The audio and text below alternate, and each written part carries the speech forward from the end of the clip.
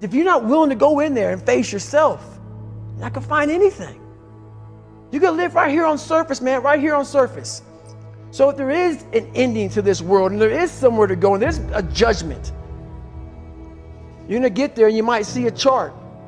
And that chart may tell you who the fuck you should have been. And now you get the rest of your life to think about that.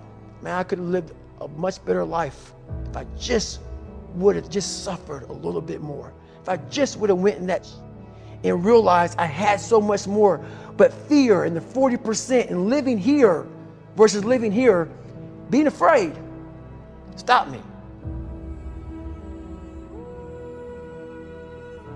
Your biggest enemy, the most important conversation you will ever have in your life is the one you have with yourself.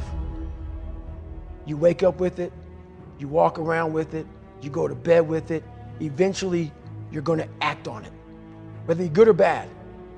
You have to. That's why the whole thing about this book I have, it's about you.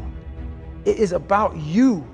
It's strictly about you finding who you are. So many people die, live 100 years, never fucking know who they are.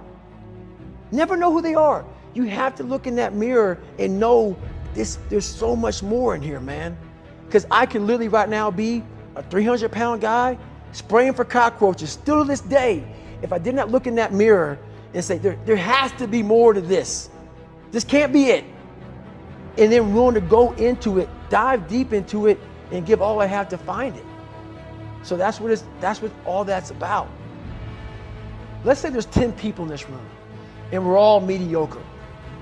But I'm the best of the mediocre people. I now think I'm great. I'm great. We surround ourselves around people that make us feel great. They tell us what we want to hear. The second we put ourselves amongst the uncommon people, we don't like that feeling, that challenging feeling of that person who's waking up at 3:30 in the morning and say, hey, push your on, we're going for a run. We don't like that challenge. We like that person who says, hey, you know what, man, I don't feel good today, man. And they say, oh, it's okay, brother. We'll take a day off, man. We'll get a pizza and watch the game. We like that. We love that feeling. Why? Because you understand, man, we're good, bro. We don't want that motherfuckers like this. Hey, man, no, bro. Get your fucking shit on, man. Stop being a punk. We don't want that in our lives. We don't want that person who's constantly challenging our weaknesses. We want that person who's constantly, making us feel nice and good and secure in ours. That's the mediocrity of life. We want to be the best amongst the average people.